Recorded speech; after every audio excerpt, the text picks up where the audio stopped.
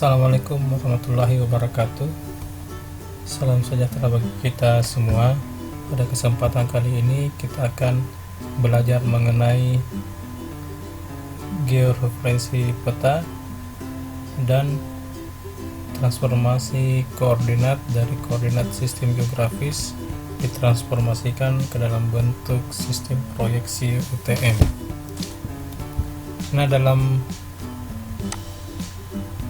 prakteknya nanti data-data yang kita butuhkan adalah ada data raster kota Palopo, kemudian ada data vektor kota Palopo, dan ini adalah materi-materi yang berkaitan dengan praktek kita pada kesempatan ini. Jadi silahkan dibaca-baca mengenai istilah-istilah yang kita gunakan dalam praktek kita. Nah, aplikasi yang kita gunakan adalah ArcMap. Jadi tampilan awalnya seperti ini. Nah, jika beberapa toolbar belum muncul di komputer Anda, bisa dimunculkan dulu toolbarnya melalui menu Customize, kemudian toolbar ya, jadi dicentang saja yang mana toolbar yang akan kita gunakan, misalnya toolbar Draw, Editor, Georeferencing, dan Layout. Oke. Nah, yang pertama yang akan kita lakukan adalah ketika tampilannya sudah terbuka seperti ini. Nah, bagaimana cara memulainya? Nah, langkah yang pertama yang kita akan lakukan adalah kita mau tampilkan citra atau data raster ini ke aplikasi ArcMap. Jadi langkah yang pertama yang kita lakukan adalah mau menampilkan citra data raster tersebut ke dalam ArcMap. Langkah-langkahnya adalah bisa dilakukan dengan beberapa cara. Yang pertama melalui toolbar. Kalau jika kita menggunakan atau melalui toolbar, kita bisa langsung klik icon add data, kemudian cari folder di mana tersimpan data yang akan kita masukkan. Jadi pastikan Anda tahu lokasi folder di mana berada. Nah, kalau dia belum muncul, terlebih dahulu kita klik icon connect to folder. Jadi kita konekkan dulu foldernya supaya foldernya terbaca di ArcMap. Oke, kita cari alamatnya, dia di D, kemudian pertemuan 4. Oke, kita oke. Nah, di sini dia sudah muncul. Nah, kita tampilkan data rasternya.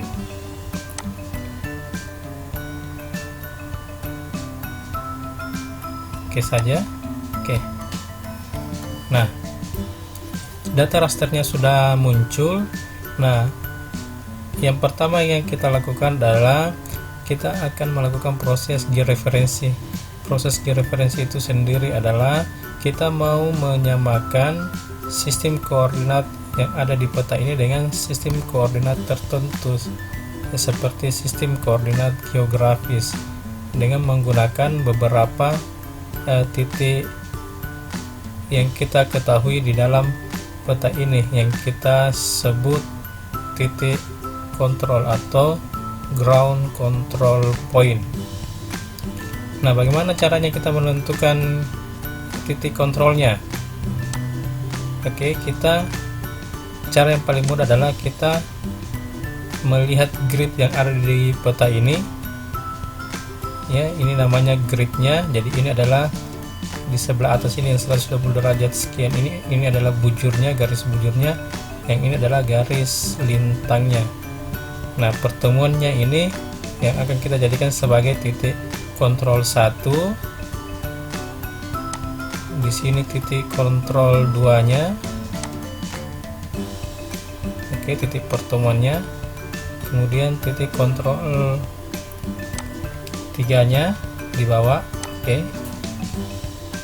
Kemudian yang terakhir adalah titik kontrol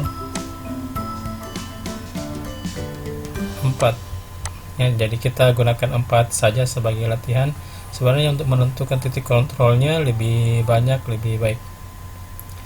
Oke, kita mulai proses georeferensinya ya. Terlebih dahulu kita atur dulu sistem koordinatnya.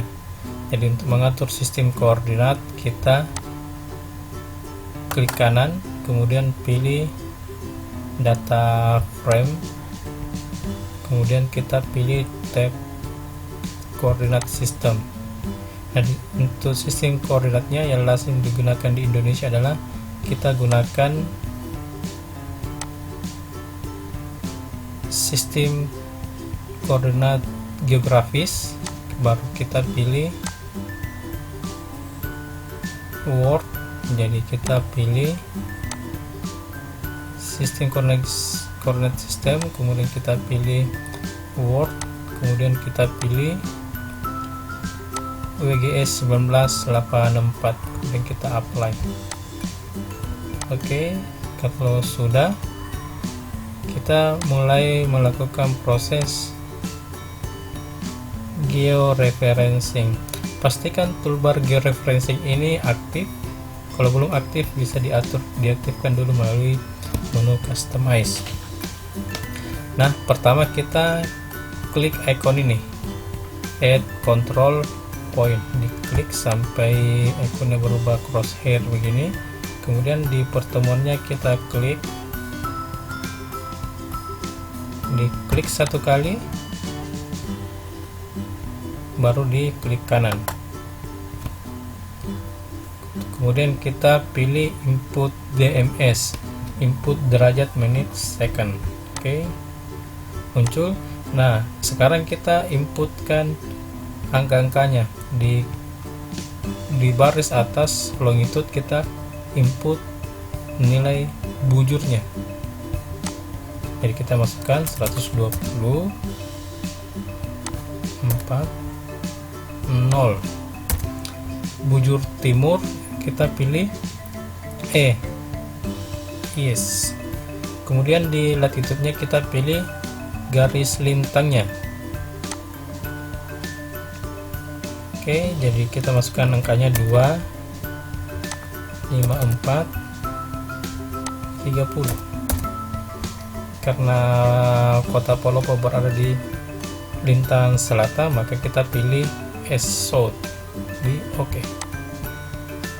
Untuk melihat hasilnya, titik pertama sudah. Kita dengan cara yang sama kita melangkah ke titik kedua. Caranya sama dengan yang tadi. Kita klik kembali ikonnya add control point, kita klik titik pertengahannya, titik pertemuannya, klik satu kali, baru klik kanan, input DMS. Oke. Setelah itu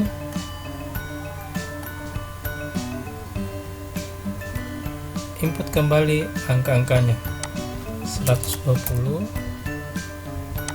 14 30. Kemudian garis lintangnya 2 derajat 54 dan 30 second. Ini lintang selatan. Oke.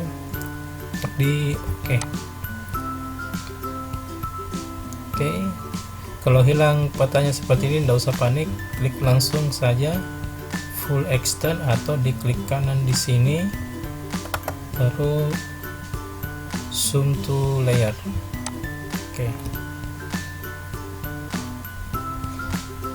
Selanjutnya di titik ketiga, kita cara yang sama kita lakukan. Kita pilih ini, klik kanan, klik satu kali, klik kanan, input DMS. Masukkan angka-angkanya 120 14 30. Garis lintangnya 3 5 0.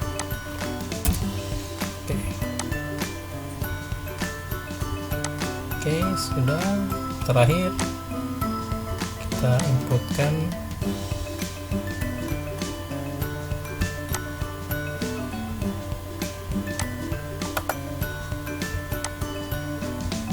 (124) 0, kemudian 35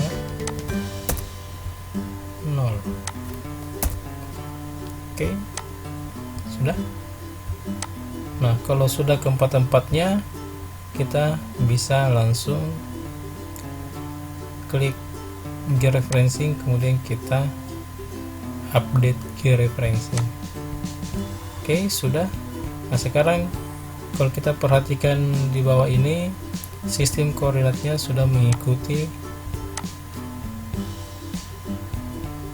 sistem koordinat yang berdasarkan sistem koordinat geografis. Sebenarnya dalam menentukan atau menambahkan data raster ini mau ditampilkan di ArcGIS atau di ArcMap, itu ada beberapa cara sebenarnya. Cara yang lain bisa kita lakukan ya, kita remove dulu. Oke. Dengan cara lain, kalau kita mau menambahkan datanya di sini di jendela table of content, kita klik kanan baru pilih add data, pilih oke. Bisa juga seperti itu, bisa juga melalui menu file baru pilih add data.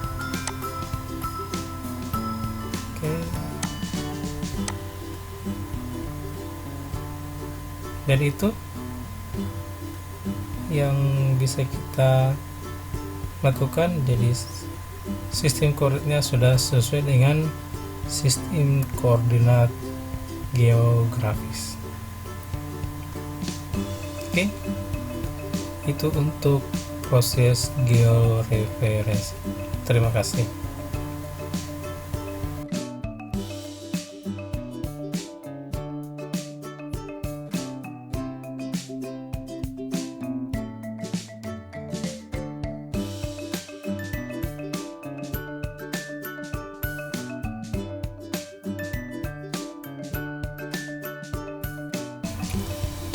Baik, kita lanjutkan.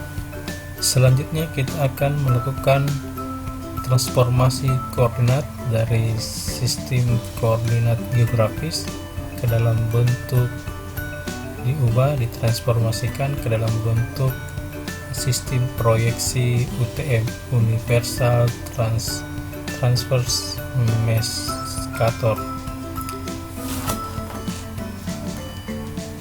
Nah, terlebih dahulu kita tambahkan data vektor yang tadi ke dalam ArcMap. Langkah-langkahnya sama seperti yang tadi ketika kita mau menambahkan data ke dalam ArcMap ya. Bisa ditempuh salah satunya, bisa lewat toolbar, bisa lewat table of content, bisa lewat menu file. Oke, kita pilih salah satunya, diklik kanan baru pilih add data, kemudian kita pilih data vektor tadi yang berekstensi SHP atau save file, kemudian di add. Nah, karena data raster ini sudah tergeoreferensi, maka data vektor ini mengikuti sesuai dengan sistem koordinat data raster ini. Jadi proses georeferensi tadi merupakan langkah awal yang kita lakukan sebelum kita mengolah data raster lebih lanjut. Jadi itu sebenarnya adalah langkah wajib. Jadi data raster yang sebelum kita olah harus melalui proses georeferensi. Nah, setelah muncul data vektornya ini, dia akan muncul di jendela table of content. Di jendela table of content ini ada layar. Jadi ini adalah, kita sebut ini layar 1, ini kita sebut layer 2. Nah, layer 1 dengan layer 2 ini kalau dia di atas, dia menutupi layer yang ada di bawahnya. Nah, ini bisa kita, layer-layer ini bisa kita nonaktifkan dengan melepas tanda centang di sebelah kirinya. Oke, ini layer 1 aktif, yang aktif layer 2. Nah, bisa juga sebaliknya, layer 2 nya aktif, layer 1 nya yang aktif. Jadi prinsip dasar dari penyusunan peta sebenarnya adalah sistem tumpang tindih atau overlay. Jadi sebenarnya dalam membuat peta ini kita menumpuk-numpuk atau mengoverlaykan beberapa layer peta menghasilkan suatu peta tertentu. Nah, untuk sekarang kita akan melakukan proses transformasi koordinat data vektor ini. Jadi kita nonaktifkan terlebih dahulu ini. Oke. Untuk teori mengenai sistem koordinat geografis dan sistem koordinat UTM bisa Anda lihat di materi yang saya bagikan. Jadi silahkan Anda baca. Di sini berisi mengenai teori-teori mengenai sistem koordinat, baik itu sistem koordinat geografis maupun sistem proyeksi UTM. Oke, bisa dilihat ya, dibaca. Oke, jika ada yang kurang dimengerti ya boleh ditanyakan.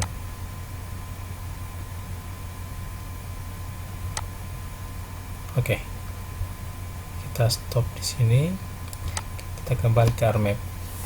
Nah, di sini kita lihat ya, kan ini dia sistem koordinatnya. Kalau kita lihat di sebelah kanan bawah, dia sistem koordinatnya berupa sistem koordinat geografis dalam bentuk derajat desimal.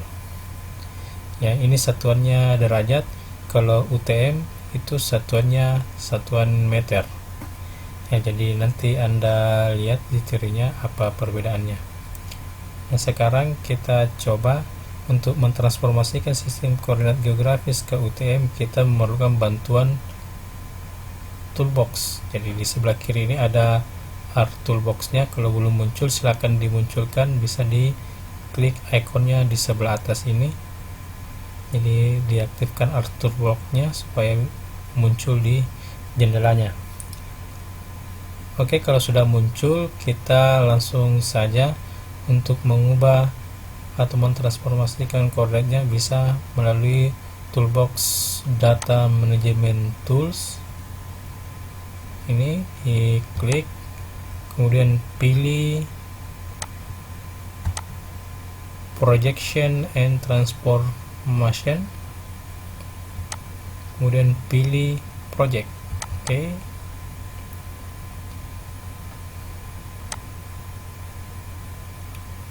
Sini muncul jendela, kemudian kita masukkan yang di sini input dataset or feature class. Kita pilih saja ya, karena ini yang aktif sendiri maka dia akan muncul sendiri di sini. Jadi kita pilih yang ini, pilih saja.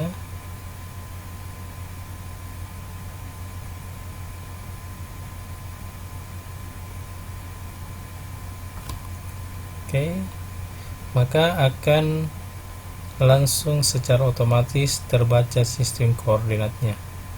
Kemudian di outputnya kita mau sistem koordinat dalam bentuk UTM. Kita pilih projected coordinate system, kemudian kita pilih UTM, kita pilih lagi WGS 1984. Karena Indonesia berada di, atau Kota Palu berada di wilayah bagian selatan, kita pilih Southern Hemisphere.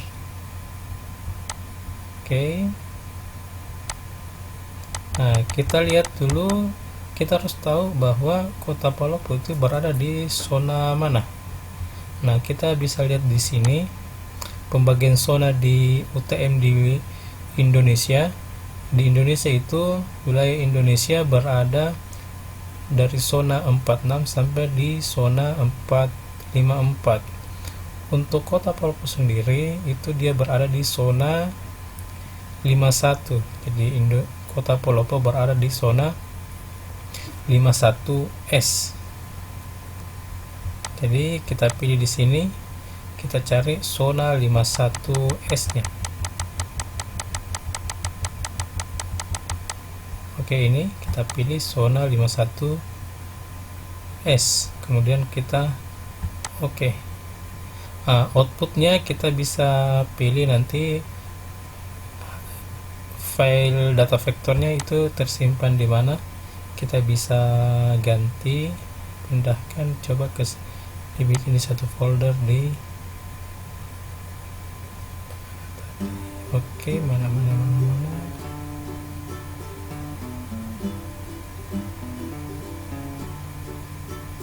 pilih akademik, pilih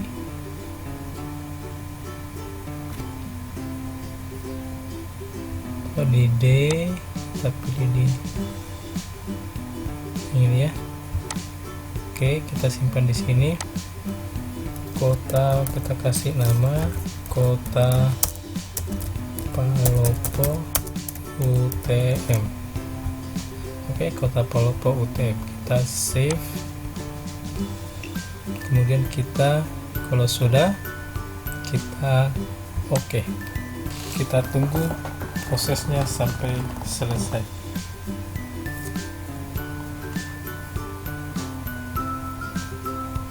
Jika prosesnya berjalan sukses, maka akan muncul pemberitahuan di sebelah kanan bawah. Oke, ditunggu lama memang.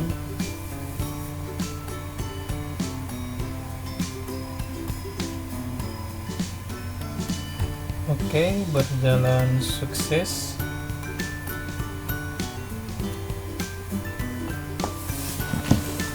Nah, kita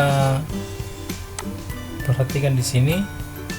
Kita perhatikan sebentar di sini kan kita lihat angkanya, kita lihat dia berupa derajat desimal.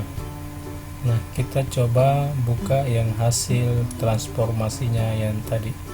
Untuk melihat perubahannya, kita buka file baru.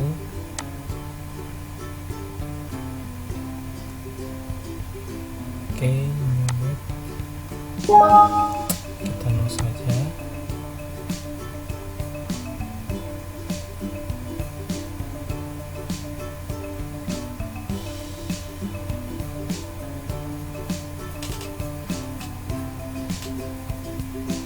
Setelah itu kita tambahkan kembali data hasil transformasi yang tadi, Kota Palopo UTM.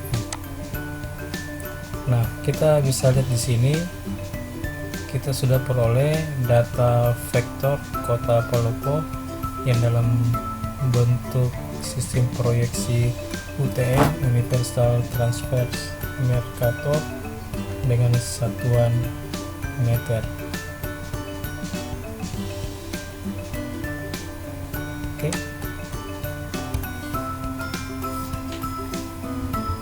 Nah, kalau satunya sudah meter, maka dengan menggunakan data vektor ini kita bisa implementasikan untuk menghitung luasan dari wilayah Kota Palopo ini.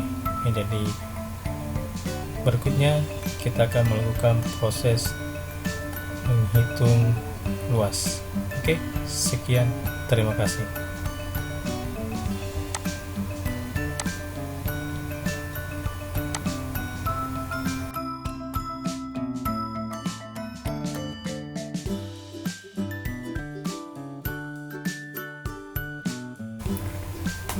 Baik, sekarang kita akan melanjutkan materi latihan kita. Kita akan mengimplementasikan sistem proyeksi UTM ini untuk menghitung luasan suatu wilayah. Nah, ini adalah data vektor kota Palopo dan ada pulau kecil di sekitarnya. Ini kalau kita lihat ada pulau dibuka, maka kita akan mencoba berapa luasan dari wilayah kota Palopo ini beserta pulau kecil ini. Untuk itu kita lihat dulu data atribut dari kedua poligon ini atau area ini. Kita di table of content, kita klik kanan, kita buka data atributnya, open attribute table. Oke, di sini ada dua poligon, ada poligon 1 yang besar ini, ada poligon 2 yang kecil. Oke, selanjutnya kita mau menambahkan satu kolom di sampingnya untuk nilai luas. Jadi kita mau menambahkan dulu satu kolom. Caranya di sini kita pilih, kita pilih add fill. Oke, kita kasih namanya kita kasih luas. Misalnya kita mau mengukur luas pakai satuan apa, misalnya satuan hektar. Oke, tipenya kita pilih float, pecahan. Oke, oke. Selanjutnya kolomnya sudah. Selanjutnya kita akan menghitung luasnya. Terlebih dahulu kita ke toolbar editor, kita buat start editing. Karena kita mau mengedit poligon, maka terlebih dahulu kita harus memulai start editing. Oke, sudah. Nah, kita klik di sini sampai terseleksi warna biru untuk kolom luas, kemudian kita klik kanan. Oke, klik kanan, kemudian kita pilih calculate geometry. Nah, di sini kita pilih karena yang kita mau hitung adalah berupa luas, maka kita pilih di sini adalah area. Nah, di sini kita biarkan saja. Di sini kita pilih satuan luas yang akan kita hitung. Misalnya kita pakai hektar. Kalau sudah dipilih, oke saja. Oke, maka hasilnya sudah muncul. Yang besar ini luasnya adalah sekitar 28.366,07 hektar. Yang kecil ini, poligon yang kecil, luasnya 12,7 sekian hektar.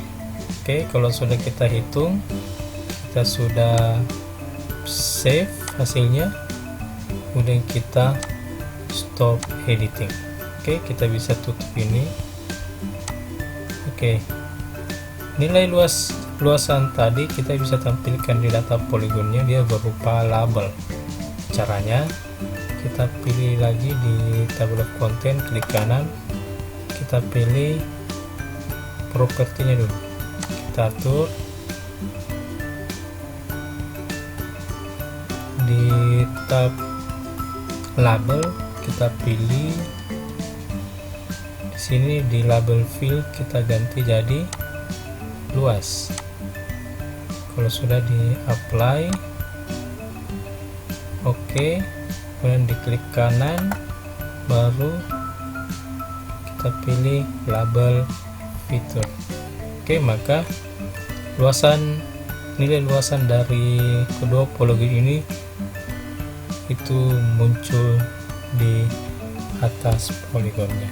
Oke, jadi itu latihan yang kita bisa laksanakan pada pertemuan kali ini. Semoga latihan kali ini dapat bermanfaat. Oke, sekian latihan kita hari ini. Selamat berlatih. Assalamualaikum warahmatullahi wabarakatuh.